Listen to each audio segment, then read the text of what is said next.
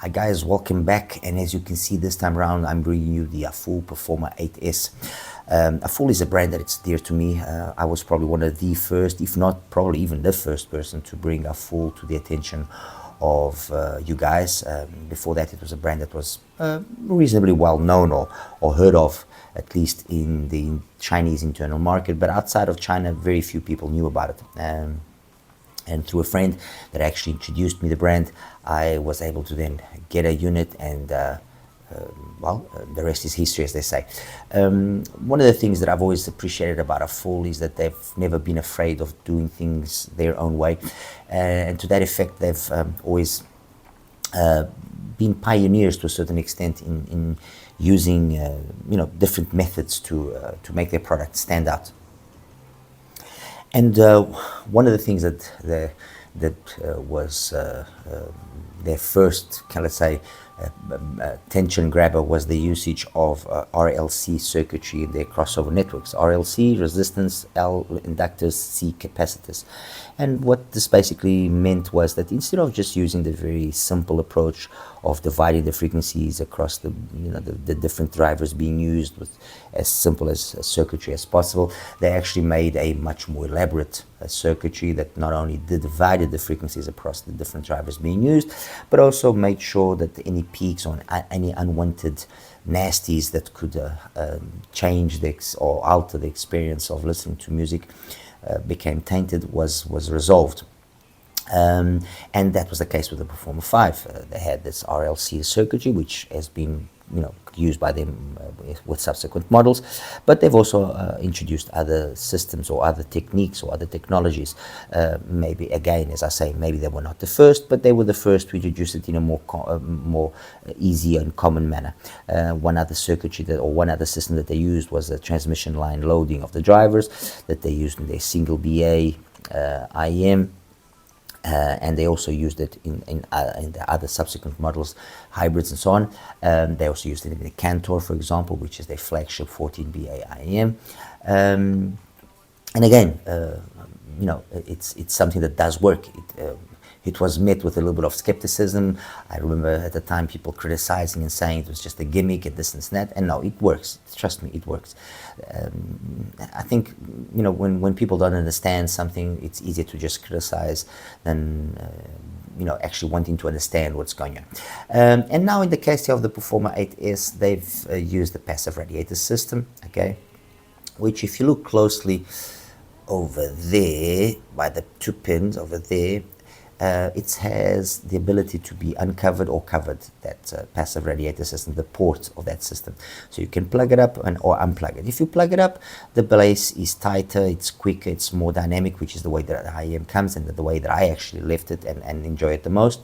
With it unplugged, the bass gains a little bit more weight, maybe loses a little bit of that snappiness, and ultimately, this is something that you're going to listen to, maybe try out with a couple of songs, see whether or not you'll prefer the one way or the other, and then you're just going to stick with the one method. And the reason for that is, this whole thing of having to remove a cover, remove the plug, whatever, it just makes things more it just brings more tired. It brings unnecessary hassle. I'm a person that I want to listen to the IM, stick it in my ears, listen to music, and that's it, period, done with it. And I think maybe with regards to this implementation, although it is working, although it is noticeable that there's a difference, although not a huge difference, mind you, I think that AFUL could have maybe found a way of implementing it just a little bit easier, so that it would have been something that could be more easily done. Okay. Obviously I don't know the complexities of the whole system, but I think with a little bit more time or a little bit more effort, and I'll know that there's no lack of effort with regards to AFUL, they maybe could have found a little solution for that. But anyway, that's neither here or there. Like I said, I think it's an interesting implementation. It works, it's audible, the difference, but I think it's something that the majority will just stick with the one method, either covered or uncovered, and that's that. period, which is, like I said, the case in many of these systems that are used. Even when we have those little switches, like we see some brands also using, KZ and other brands also using, usually we just stick with the one and that's it. Unless it is of such an easy way of using that, then okay, maybe on occasions you might play around with it. But otherwise, it's something that just stays stuck with one position. Okay, this is the presentation of the box. My apologies. Nice, talks a little bit about the IM, shows the picture of the IM. Some of the details in the back, the usual stuff. Again, nothing out of the ordinary. Let's put it that way. Accessories wise, AFUL, ticks the right boxes. Nice case, not pocketable, fair enough, but it stores the IM properly and without any issues. Brings a whole bunch of different tips and so on. Let me just get them here. So you have these, and these. I ultimately stuck with the white ones, although the difference between the white and the orange were not that big, but I stuck with the white ones. It brings those plugs and the cover for those plugs and a cleaning tool. All right. So accessories, nothing to be said there. Where it matters, they've given us, where they've spent money. Let's put it that way. As for the IM itself, nice cable. It's a cable that we've seen before. Nice cable. Really nothing to be said there. Maybe exchangeable termination would have been nice. I got the 4.4 millimeter version. The build quality of the IM itself is exquisite. Beautiful resin shell, nice faceplate. Looks the business. I'm sure you can. I'm trying to focus here a little bit better. It looks really, really nice. Looks really good. Fits beautifully. The angle that they used of the nozzle here is good. It allows for the IM to sit nicely deep into my ear canal and then sit flush with my ears outside. Nothing to be said there. Not a heavy IM. This is that passive radiator there with the respective plug. Let me see if I can show you guys a little bit better. The plug that needs to be covered and uncovered is focus. Doesn't want to focus, huh? It's over there. Over there, if you guys can see, maybe on the other one, it's easier to notice it. There you go. All right, see there? There you go. See, beautiful. Okay. So hardware, accessories, in my opinion, ticks all the right boxes. Job well done. Now let's talk about what we want to know, which is how does it sound? How does a Performer 8S sound? Well, in a very simple manner, it is definitely an AFUL product. Let's put it that way, and definitely an evolution over this way of tuning. I've got here the Performer 5, I've got here the Performer 8, I've got here the Performer 7 or the 5+2, whichever way you want to call it. But one thing that these IMs here have in common, and maybe the two outliers, the whole of their full range will be the Explorer and the Cantor, is that they all have a very specific way of tuning, and even the Cantor and the Explorer also have that. The difference is that in the Cantor, maybe they've shifted things a little bit too much to the brighter side. In the Explorer, they've shifted things a little bit too much to the warmer side. While these four here, they've kept a very nice balance. Okay, and what do I mean? The focus is definitely on the mid-range. Mid-range is where everything is supposed to be, going on, and it's definitely the star of the show in any one of these INs, with then bass and treble being added to that equation in different amounts and different ways and different qualities. Let's put it that way. The Performer 5, it's an IM that's now 4 or 5 years old, 2021, 2022. Still by today's standards, I think it's fine. It sounds good. It does well, But the reality is we have more recent offerings, which are as capable, if not even more capable, or will satisfy a wider crowd of people. We have stuff from Jazeer, we have stuff from Ziget, we have stuff from CKLVX, from Slivo. So there's a number of other brands which have been able to offer 1+4s, which give us the same sort of magic that the Performer 5 gave back then. I think the takeaway of the Performer 5 was that at a time where most proper sounding IEMs in the OnePlus 4 configuration were priced deep into the $200 price point, and I'm talking about, for example, the Blessing and other IEMs like that, the Shozi OnePlus 4, 1.4 as well. Here comes an IEM or a brand offering a sub $200 IEM that played really well. It was really, and it is a really nice sounding IEM. Okay, fair enough. Maybe the treble is not as polished as some of the IEMs that we now have. Maybe the bass could be a little bit more weighty, but overall, the whole premise, the whole intention of the sound, it's there. The magic is there, and it plays really well. With the Performer 8, which came out then in 2023, if I'm not mistaken, we got a jump in, obviously, the performance. That's undeniable. Let me just confirm. Yes, 2023, exactly. We got a jump in the performance. Some people thought that the bass had become even thinner, but no. I think the Performer 8 was maybe a little bit misunderstood to a certain extent. There were ways of actually giving a little bit more bass presence if you wanted, or a little bit more bass weight if you wanted. The usage of an impedance adapter was something that I tried, but ultimately, I left it the way it is. It's got its reason of being, and it plays well. It is a very, very good mid-centric IEM, which the bass only here and there, maybe I would have liked a little bit more weight, but where it counts and where the intention was placed, it was there. And again, it was an evolution over the formula of the Performer 5. The Performer 5 plus 2, or Performer 7, I'll call it Performer 7 from now on, was heralded as the updated 5. I think, they should have just used a different nomenclature. 7, I think, and stuck with the 7, I think would have been the best.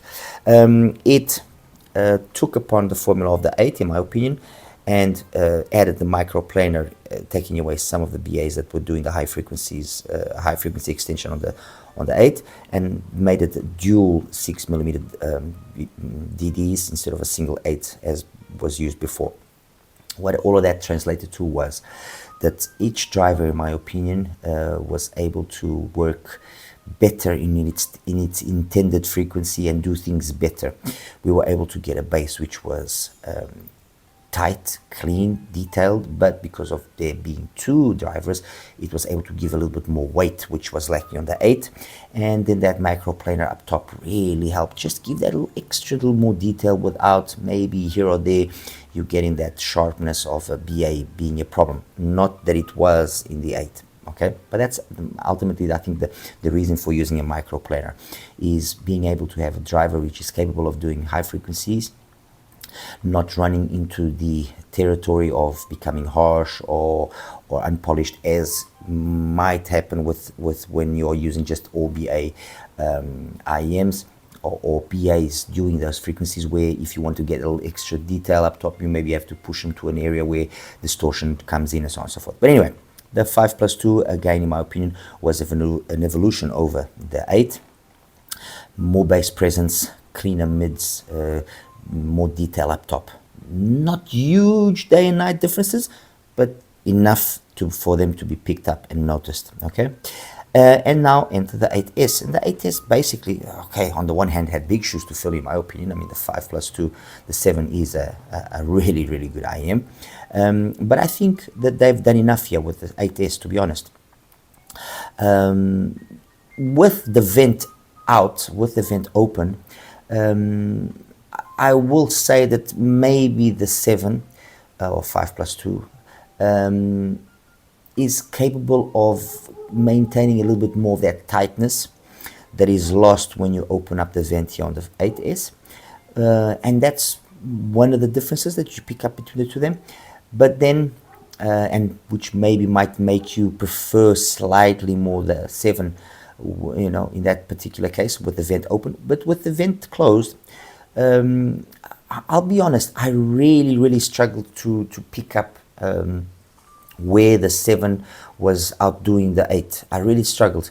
Maybe here and there with a little bit more bass heavy songs, the 7 was able to keep a little bit more weight, but for the majority of the stuff that I listen to, for the majority of the you know, be it some EDM, be it some dub, be it some jazz, which is the majority of what I do listen to anyway, I really was not, I really wasn't finding it, finding in any way that the 7 was outperforming the 8, or no, the 8 was keeping up its own. Where the difference then arises is in the way that the mids are done here in the 8S as compared to there. And again, let me make this perfectly clear. It's not that the difference is monumental.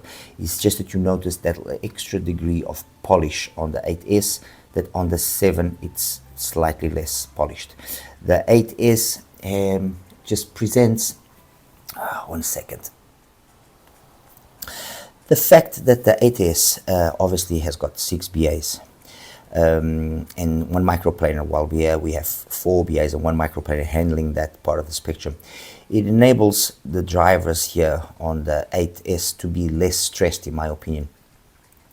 And I think it just allows then for, by them not being as stressed, for the way that the music comes across to be more natural. And I think that's the distinguishing factor between the two of them. The 8S sounds slightly more natural, slightly more realistic, slightly more organic. The 7 sounds just a little bit more fun, a little bit more colored. And you might be asking, oh, but Tony, but fun is not bad. No, fun isn't bad. I'm just trying to, in the best way possible, convey what is the difference that exists between the two of them. And that's where the difference basically is in the mid-range presentation. I mean, 7 is a phenomenal IM. Really good. 8S just takes upon that formula and just polishes it up a little bit better. And I think that's the main takeaway here, is that the evolution of this sounds method, or this sound profile that AFUL has gotten us used to, is that they've got a formula, which is this mid-range focused sound with bass and treble then added to that equation in different levels of not only intensity but also quality. And there's a definite improvement over the different models. 5 was good, the 8 was really good, the 7S was really impressive, really impressive, hitting way above its price point. The 8S enters a territory where, in my opinion, it can play with IEMs which are significantly more expensive than what it is, significantly more. Anyway, guys, I think I've said enough here for the 8S. I'm just going to quickly show you the graphs so we can wrap this up. But the takeaway message here is that Performer 8S is definitely a solid IEM from AFUL. Out of all of the IEMs that I've listened from AFUL, and like I've mentioned, the only one that I haven't listened to is the Dawn. I think that this one definitely is the most complete IEM. They've had, as I said, various models which focus a little bit more on this, a little bit more on that, but overall always they've maintained this typical house sound of this. But the 8S is definitely the best that they've offered when everything is taken into account: price, performance, all, when all is said and done, it's definitely the most complete IM, in my opinion, from AFUL. That's it. Let me quickly show you the graphs and we'll wrap it up. Okay, so let's talk now graphs. I'm going to actually start off by showing you the graph for the Performer 5, and then we'll take it from there. Okay, so this is the graph for the Performer 5. 1+4. I mean, nothing offensive about the graph. The 100 hertz point corresponded to just below 2 kilohertz, but because there wasn't a lot of energy above that and the amount of bass that was from behind was, well, decently matched, it wasn't an overly forward sounding IM, but definitely the focus was on the mids. It's evident the focus here is on the mids. Gliding style bass presentation, a little bit of a peak there at 7-8 kilohertz, good extension past 10, and that's it. Nice sounding IM. This was then followed by the 8, which is this one. Again, very much the formula we had from before in terms of the whole way of presenting the music. But if you notice carefully, We have that little slight bump there that we're talking about, that we've seen already some brands use. AFUL already did it before. This allowed things to be a little bit more forward. 100 hertz point corresponded again to just below 2. Again, the whole idea was mids be the star of the show. Although you see this big bass curve here, no, it's an 8mm driver, so the bass was never as big as what it seems to be by this. And you know, when you compare it to the 5S to the 5, sorry, you can definitely see there's the same sort of formula, just more polished. Okay. Then comes the Performer 7 or 5+2, whichever you want to call it, which took on the formula of the original 8. Just added the 2 DDs for the bass frequency, did away with that little bump there, extended things out a little bit more. Good extension past 10K with the usage of the microplaner, and you know, I mean, really nothing to be said there. Really good, clean vocals, mid-range again, the star of the show. I think whenever you see an IM where that 100 hertz point corresponds to around 1.7, you already know that mids are going to be the focus. It's then the energy level that's above that and the energy level that you have behind here that will dictate what the balance is. If it's more natural and more organic and more realistic, or if it's overly pushed, overly colored, let's put it that way. And then finally now we have the 8S, which takes again on the formula of the previous models. And I mean, if I put here the 8, you can see that they're always the basics, basically the same kind of thing. But if I take here the way if I just leave the 8 and the 8S, you can see how similar they are in terms of the graph. Very similar. That same little bump there, but this very similar, very equal. And you know, if I have to compare the 8S, which is this one, let me just change here the color of the 8. Let me make it red so it stands out a little bit more. If I have to compare the 8 and the 8S, and I mean, I did this, I compared it with the 7 or the 5+2, and I didn't really compare it much with the 8. You'll notice a big difference. You notice a big upgrade, and that upgrade is not only in the bass, although you wouldn't think it, but the bass definitely is upgraded on the 8S. It's a more present bass, so that apparent thinness is not there. And some of the songs that on the 8, I sometimes felt that it was lacking a little bit of energy. On the 8S, I didn't find that. But it's up here that, although the graph again is not really showing it, you notice, you hear that the 8S is just more well executed. The treble on the 8S is really good, really good.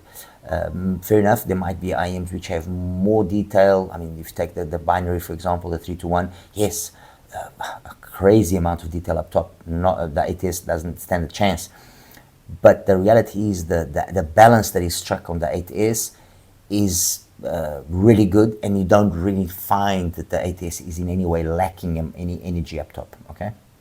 But anyway, just putting out the 8S by itself, I think the graph is very much self-explanatory. We have that roughly 60B band here for the majority of the mids and treble, and that band as well applies here to the bass, more or less. So that's 60Bs will be there up to about 70 hertz, like I was saying. You have a little bit more extra boost. So everything from around 70 to 10 kilohertz roughly sits within the 60B window.